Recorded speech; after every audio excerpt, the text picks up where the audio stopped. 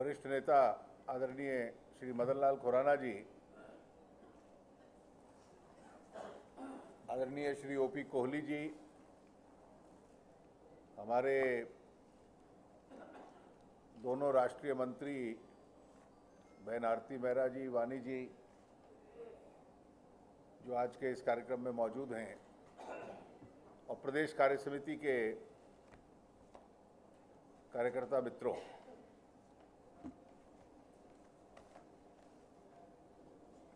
पिछले महीनों में जब से आपकी ये नई टीम गठित हुई है, साल हो गया, 10 महीने, अभी साल भी पूरा नहीं हुआ, 1-2 महीने शायद कम है। दिल्ली प्रदेश भारतीय जनता पार्टी के लिए सच में ये सक्रियता का और कार्यक्रमों का वर्ष रहा है। पार्टी को कैसे सक्रिय रखा जा सकता है और पार्टी की संगठन की जो मशीनरी है उसको इतना तेज तरार रखो, जिसको कहते हैं लाइव वायर, कि कुछ घंटों के नोटिस पर इस प्रकार के छोटे बड़े कार्यक्रम हो जाना,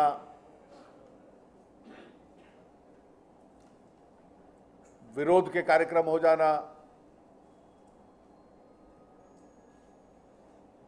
और ये दिल्ली प्रदेश भारतीय जनता पार्टी की जो इस देश की अपेक्षा है और दिल्ली के नागरिकों की अपेक्षा है, उन विषयों को ऊपर उठाना, ये विषय उस प्रकार से एक संतुष्ट सेटिस्फैक्शन का विषय हम लोगों के लिए रहा है।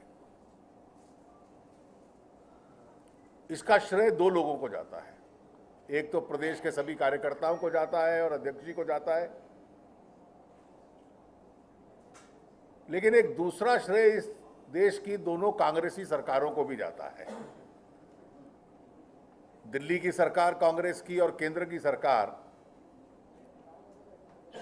जिसने आप लोगों को सक्रिय रहने के इतने अवसर दिए। शायद वो इतने अवसर न देती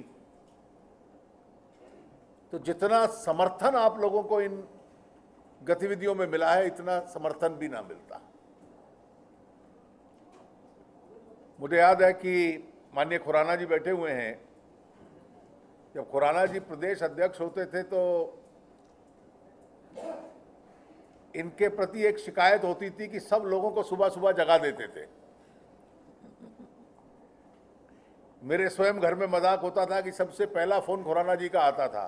आज हम ये कर रहे हैं, इसके लिए ये ड्राफ्ट बनना है। जब मैं इनके साथ दिल्ली प्रदेश का कार्य करता था, यहां लोगों को लेकर पहुंचो, हर एक को सक्रिय रखना, ये एक जो परंपरा पैदा की है हम लोगों ने, इसके कई लाभ हैं।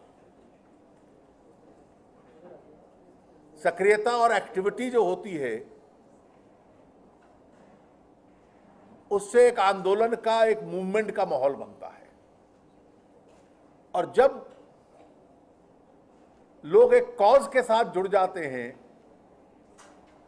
तो जो छोटे मोटे मतभेद होते हैं, संगठन में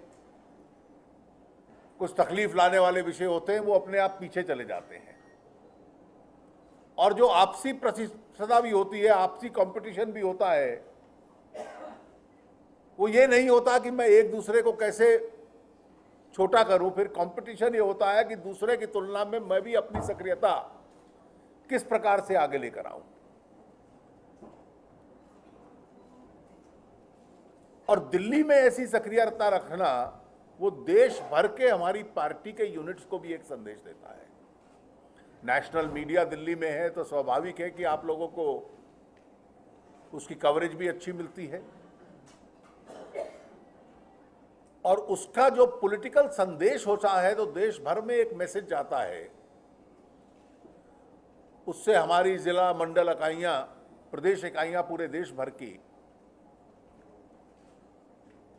एक उसकी तरफ देखती हैं, उससे संकेत लेती हैं और अपनी गतिविधि को उसी प्रकार से बनाती हैं।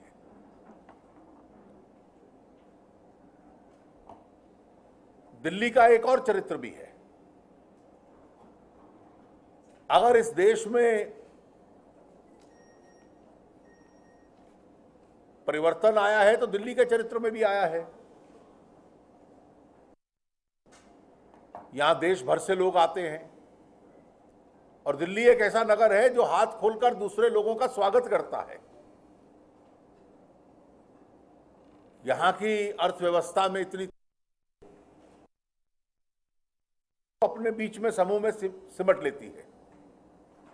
और ये दुनिया का सिद्धांत है कि जहां पर आर्थिक गतिविधि होगी, इकोनॉमिक एक्टिविटी होगी, जिन क्षेत्रों में साधन कम है, अवसर कम है, वहां से लोग उन दूसरे क्षेत्रों में जाएंगे और इसलिए लोग दिल्ली आएंगे और दिल्ली का चरित्र बढ़ता जाएगा और दिल्ली एक प्रकार से लघु भारत बन जाता है।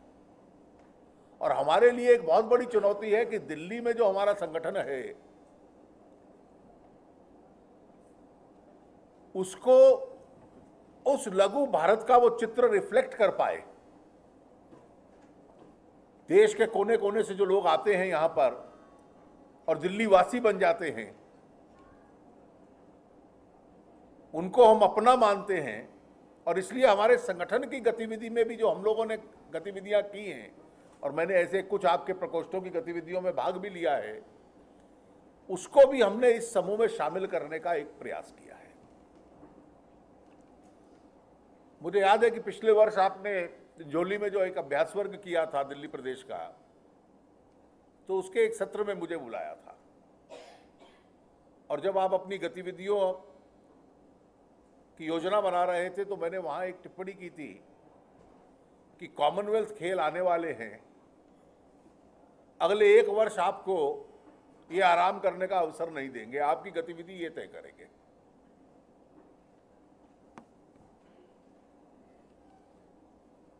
मेरी एक शायद आकलन में एक गलती थी। मुझे लगता था कि खेल समाप्त होने के बाद ये सब स्कैम्स हैं, भ्रष्टाचार के किस्से हैं, ये अपने आप उभर कर सामने आएंगे। अंग्रेजी में एक फ्रेज है कि किसी अलमारी का दरवाजा खोलो, when the cupboard open skeletons fall out, tumble out. तो हमें लगता था कि खेल के बाद ये स्केलेटन बाहर निकलेंगे, लेकिन कॉमनवेल्थ खेल के दौरान तो खेल के दौरान ही वो स्केलेटन्स बाहर निकलने शुरू हो गए।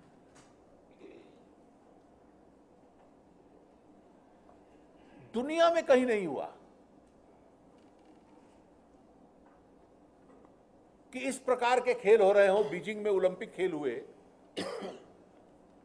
कभी नकारात्मक भावना उस खेलों के आसपास इकट्ठी हो जाए, ऐसा कभी हुआ नहीं। एक नेगेटिव फीलिंग पूरी खेल के आसपास थी। लोग खिलाड़ियों के साथ थे और खेल का आयोजन करने वालों से दुखी थे। हम में से जिन लोगों ने टेलीविजन में देखा हो या नेहरू स्टेडियम पे गए हों, तो जैसे ही कोई आयोजक सामने दिखता था या उसका नाम लिया जाता था, तो जो खेल प्रेमी वहां मौजूद थे, जो खिलाड़ियों के लिए ताली बजाते थे, आयोजकों के प्रति उनकी नकारात्मक भावना उभर कर सामने आ जाती थी।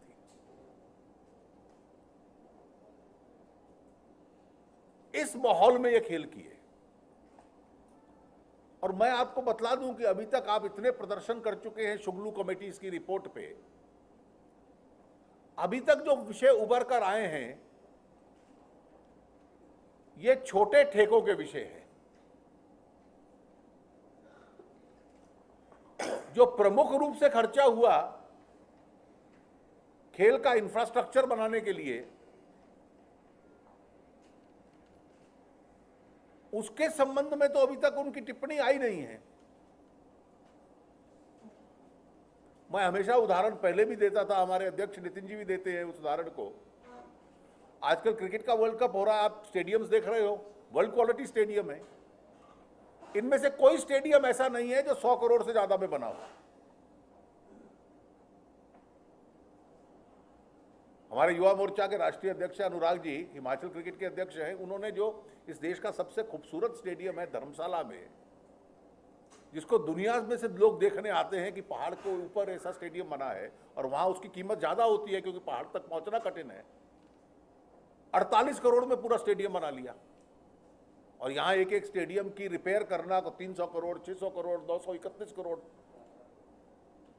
केवल रिपेयर का खर्चा था।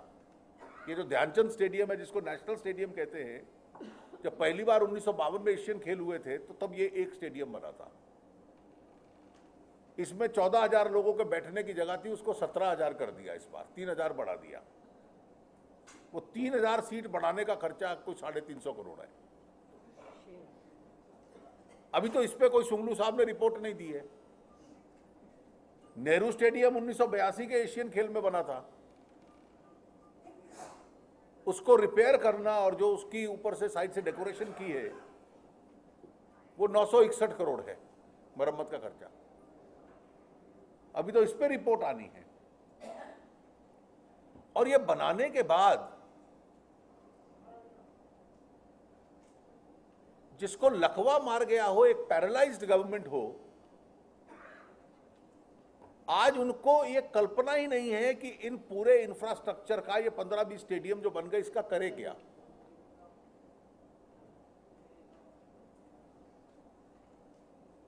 सन 82 से लेकर आज 2011 तक कितना इस्तेमाल होता है नेहरू स्टेडियम का? कोई सोच नहीं है कि इसका कैसे करें।